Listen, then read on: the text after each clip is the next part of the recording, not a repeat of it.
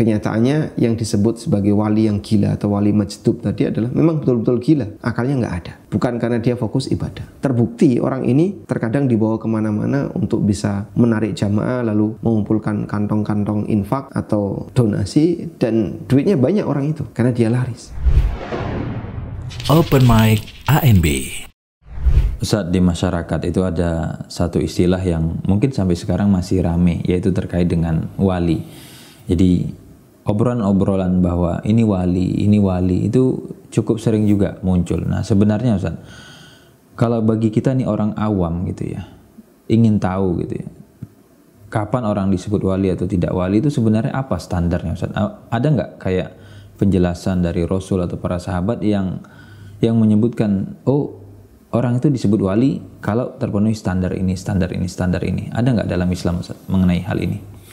Alhamdulillah wassalatu wassalamu ala rasulillah.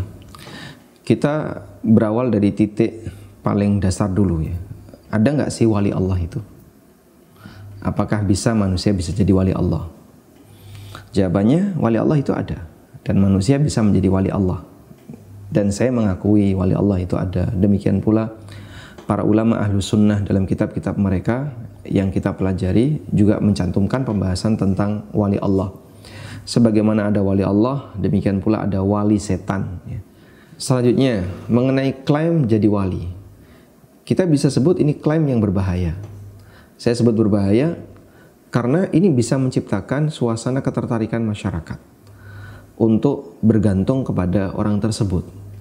Sehingga dengan bermodal klaim itu, maka orang bisa mendapatkan sebagian dunia, sebagian harta, atau bisa mendapatkan pengakuan dan seterusnya.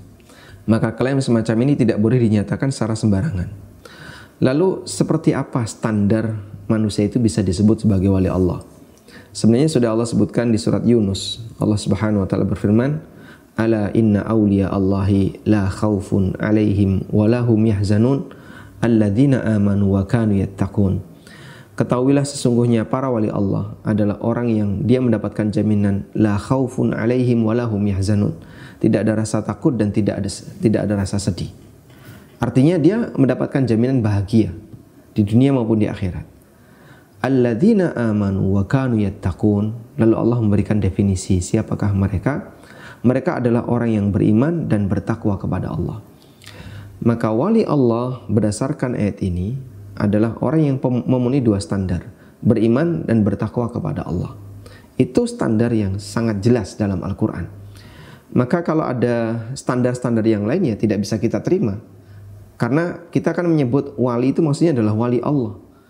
Dan siapakah wali Allah? Hanya Allah yang tahu.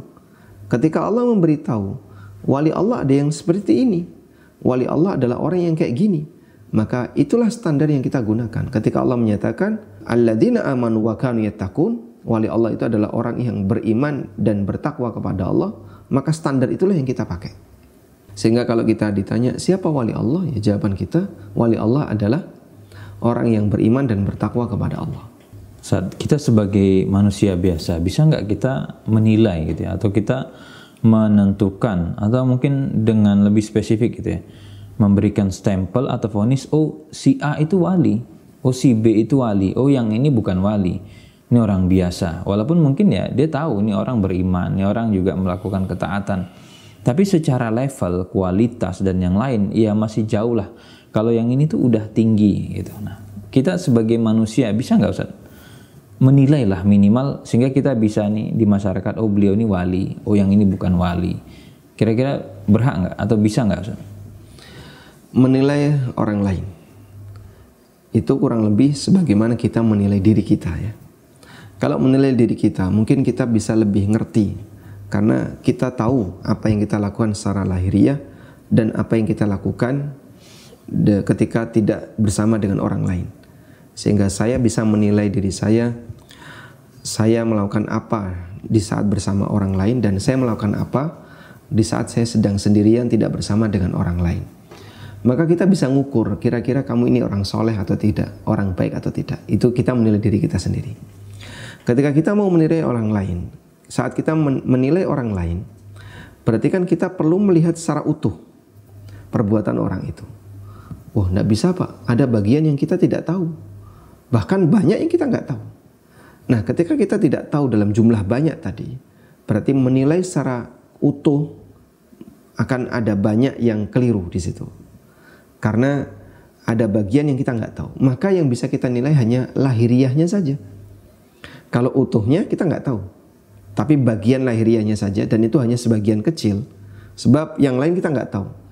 Anda membersamai orang ini selama berapa lama? Ya cuma melihat 1-2 jam. 1-2 jam, 24 jam yang lain Anda nggak tahu misalnya.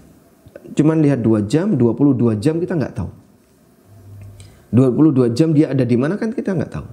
Apakah dia tetap dalam kondisi orang soleh, orang baik atau tidak, kita nggak tahu. Maka berasas 20 jam saja atau 2 jam saja kita bisa menilai utuh, mungkin ada bagian yang kita nggak tahu dan itu berpeluang untuk keliru. Oleh karena itu dalam hal ini, kalau kita menilai orang lain, sifatnya hanya menilai lahiriahnya saja. Nah, kalau sudah berbicara menilai lahiriah, berarti kan penilaian yang sifatnya parsial sebagian. Lahiriah yang parsial ini Anda lihat, apakah dia mukmin bertakwa atau tidak? Oh, dia mukmin pasti, alhamdulillah. Buktinya apa? Saya tidak menemukan ciri-ciri kekufuran pada dirinya, saya tidak menemukan ciri-ciri kemunafikan pada dirinya. Maka insya Allah dia mukmin. Apakah dia bertakwa? Wallahu a'lam. Bagian ini yang kita nggak tahu. Maka siapa yang paling tahu fulan itu wali Allah atau bukan? Allah sendiri. Hanya Allah yang tahu si A ini wali Allah, si B ini wali Allah, si C ini wali Allah. Sementara kita hanya bisa menilai dalam bentuk harapan. Menurut saya si A ini wali Allah karena saya lihat beliau ini orang yang beriman, beliau menjaga ketakwaan walaupun saya tidak bisa memastikan wala uzaki 'alallahi ahada, dan aku tidak menyatakan di hadapan Allah, menilai di hadapan Allah si A ini adalah orang yang baik. Karena itu mendahului penilaian Allah. Tapi yang lebih tepat adalah saya berharap semoga si A ini orang baik ya, menurut penilaian dohiriyah yang saya lihat. Nah, itu membuktikan bahwasanya manusia sadar akan keterbatasan dirinya. Saya menilai orang ini berdasarkan lahiriah, dan saya punya keterbatasan. Saya nggak tahu batinnya, saya nggak tahu ketika dia tidak bersama orang lain dia melakukan apa, saya nggak tahu. Maka berdasarkan lahiriah yang saya lihat, nampaknya beliau orang baik. Cukup sampai di situ. Ustaz, wali itu harus sakti nggak Ustaz? Maksudnya kalau wali itu biasa-biasa saja, tidak menunjukkan oh dia ini mungkin bisa menghilang, oh mungkin bisa terbang, oh mungkin intinya gitu ya. Ada hal-hal yang itu nggak bisalah dilakukan oleh orang normal biasa gitu Ustaz. Artinya ini memang berarti dia kedekatan dia sama Allah. Ya akhirnya Allah kasihlah semacam ya anugerah ataupun kelebihan-kelebihan berupa kesaktian yang ketika masyarakat menyadari wah ini orang berarti emang benar nih gitu, dekat sama Allah. Bisa nggak kayak wali punya kesaktian dan itu dilihat oleh masyarakat biasa atau oleh orang awam? Nah, ini mungkin bisa kita sebut justru jadi lelucon. Sejak kapan wali itu diberi standar dia harus orang yang sakti? Dalam dalil Al-Quran maupun hadis Nabi SAW nggak ada. Sebagaimana bukan syarat seorang Nabi harus punya mukjizat dalam bentuk kejadian luar biasa. Kita misalnya membaca beberapa Nabi yang Allah ceritakan dalam Al-Quran, tapi kita tidak menjumpai yang bersangkutan disebutkan mukjizatnya. Misalnya, apa mukjizat Nabi Yusuf misalnya? Atau mukjizat Nabi Yakub yang beliau diceritakan oleh Allah dalam Al-Quran. Cukup detail cerita tentang Yusuf dan Yakub. Bisa mentakwilkan mimpi, tayyib, bisa mentakwilkan mimpi. Tapi manusia biasa bisa mentakwilkan mimpi selama dia punya kemampuan untuk itu. Dan dia diberi oleh Allah Subhanahu wa taala ilmu tentang takwil mimpi. Dan yang bersangkutan bukan nabi, seperti Muhammad bin Sirin, seorang ulama tabi'in. Itu kan termasuk salah satu ulama yang terkenal dengan takwil mimpinya. Ya, kita tahu bahwasanya Yusuf dapat wahyu, itu jelas. Tapi kejadian luar biasa dalam arti beliau bisa melakukan hal gaib yang luar biasa, ya, mungkin di cerita itu kita nggak jumpa. Taib. Oleh karena itu bukan syarat untuk bisa disebut jadi wali adalah orang tersebut harus bisa punya kesaktian. Ada banyak orang yang tidak punya kesaktian dan dia orang soleh, beriman dan bertakwa. Kembali kepada standar yang tadi disebutkan di surat Yunus. Allah Subhanahu wa taala mengatakan alladzina amanu wa kanu yattaqun, yaitu orang yang beriman dan bertakwa. Itulah hakikat wali yang sebenarnya. Bukan standar yang tadi disebut sebagai orang yang sakti dan seterusnya. Oleh karena itu, pemahaman di masyarakat ya perlu kita luruskan. Wali itu tidak harus sakti dan orang sakti belum tentu wali. Bahkan bisa jadi ketika kesaktian itu adalah kesaktian yang bersumber dari sihir, kita bisa sebut ini bukan wali Allah, bahkan musuhnya wali Allah. Karena praktek sihir itu bisa menyebabkan orang keluar dari Islam. Sehingga kalau ada orang yang main sihir, ya kita bisa nyatakan yang bersangkutan justru wali setan. Ustaz, orang gila itu bisa nggak jadi wali? Maksudnya begini Ustaz, mohon maaf. Karena tadi kan Ustaz singgung kita menilai orang gitu ya, dari zohir gitu ya. Nah, ada nih di masyarakat, mohon maaf secara penampilan itu kalau pakai standar orang normal, ini orang nggak normal gitu ya. Ya mungkin dari cara dia berpakaian, cara dia berpenampilan, entah gaya rambut, gaya pakaian dan seterusnya, cara dia berkomunikasi itu orang umumnya orang bisa anggap ini nggak waras gitu loh. Ini nggak normal nih gitu. Karena kan kita menilai yang zohir saja. Yang namanya orang dekat sama Allah, zohirnya mestinya kan ya penampilan dijaga dan yang lain. Nah, sehingga muncul pertanyaan, orang gila bisa nggak jadi wali? Atau mohon maaf, bagi orang awam gitu Ustaz, orang-orang dengan penampilan yang urakan dalam tanda kutip tadi bahkan dianggap nggak waras, bisa nggak kemudian itu ternyata dia wali gitu loh? Kan akhirnya kita jadi takut juga kalau sembarangan sama walinya Allah gitu. Itu gimana Ustaz pandangan Ustaz? Nah ini juga contoh gimana orang bisa menarik perhatian orang lain dan mendapatkan kepercayaan dari orang lain dengan dia diklaim sebagai wali. Jadi walaupun gila, orang tetap tertarik padanya.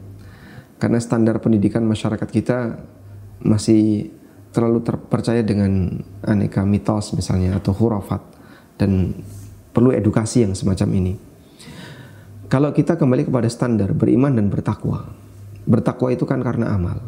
Sebagaimana iman juga karena amal. Sementara orang gila sendiri amalnya tidak diakui. Orang gila itu amalnya tidak diakui. Baik yang bentuknya ketaatan maupun yang bentuknya kemaksiatan. Nah, kalau ada orang yang amalnya tidak diakui, dalam arti ketika dia melakukan perbuatan apapun, baik taat maupun maksiat, tidak dinilai, bagaimana mungkin itu bisa disebut sebagai bagian dari iman dan takwa? Oleh karena itu dalam hal ini, orang gila pakai standar apa kita sebut sebagai wali?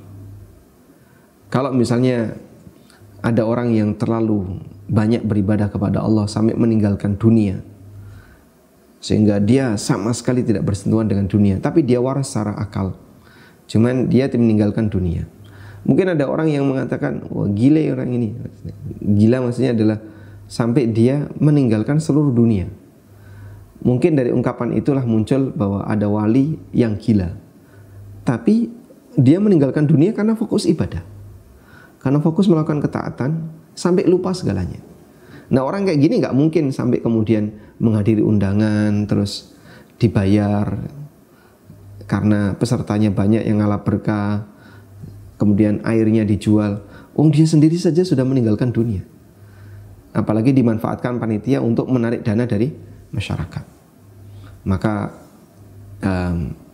orang gila yang berstatus wali itu yang dimaksud adalah orang yang tenggelam dalam ibadah sampai dia tinggalkan seluruh kegiatan duniawi sehingga dinilai orang, wah orang ini kayak seorang gila, terlalu rajin dalam beribadah. Tapi realitas seperti itu tidak kita jumpai. Kenyataannya yang disebut sebagai wali yang gila atau wali majdub tadi adalah memang betul-betul gila, akalnya nggak ada, bukan karena dia fokus ibadah. Terbukti orang ini terkadang dibawa kemana-mana untuk bisa menarik jamaah lalu mengumpulkan kantong-kantong infak atau donasi, dan duitnya banyak orang itu karena dia laris. Berarti kan bukan karena latar belakang meninggalkan dunia. Dan ada yang aneh juga, keyakinan bahwa orang gila itu jelmaan Khidir.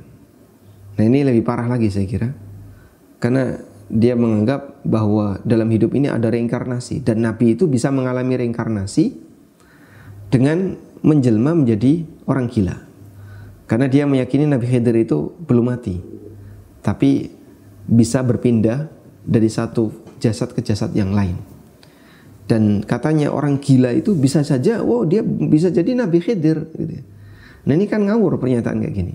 Bagaimana mungkin seorang Nabi disamakan dengan orang gila? Ini orang gila. Bok cari orang yang lebih bagus, lebih cakep, lebih gagah, lebih bersih daripada orang kayak gini. Masa kayak gini Nabi? Ini keyakinan yang lebih parah lagi. Dan likulli syai'in waris. Segala sesuatu itu pasti ada yang nemu. Meskipun sudah jelas-jelas gak sesuai rasional manusia, gak masuk akal, tapi tetap saja ada orang yang mau menerima yang seperti itu. Wallahu a'lam.